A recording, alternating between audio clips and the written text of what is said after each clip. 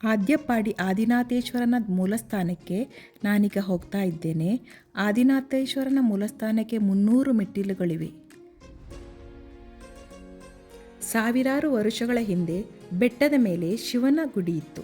ಅರ್ಚಕರು ದಿನನಿತ್ಯ ಪೂಜೆ ಮಾಡಲು ನದಿಯಿಂದ ನೀರನ್ನು ಹೊತ್ತುಕೊಂಡು ಹೋಗುತ್ತಿದ್ದರು. ಅವರಿಗೆ ವಯಸ್ಸಾದಂತೆ ಬೆಟ್ಟದ ಮೇಲೆ ಹೋಗಿ ಶಿವನಿಗೆ ಪೂಜೆ ಮಾಡಲು ಕಷ್ಟಕರವಾಗುತ್ತಿತ್ತು.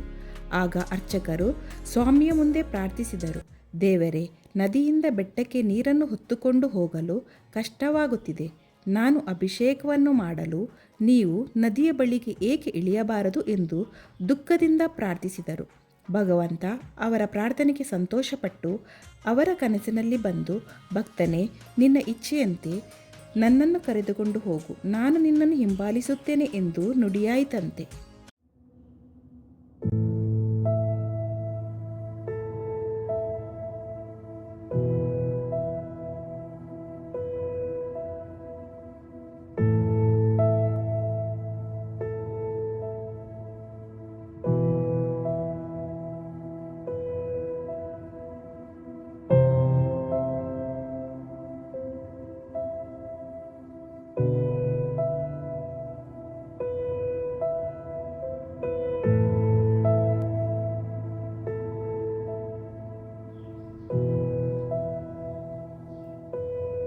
ಇದು ಆದಿನಾಥೇಶ್ವರನ ಮೂಲಸ್ಥಾನ.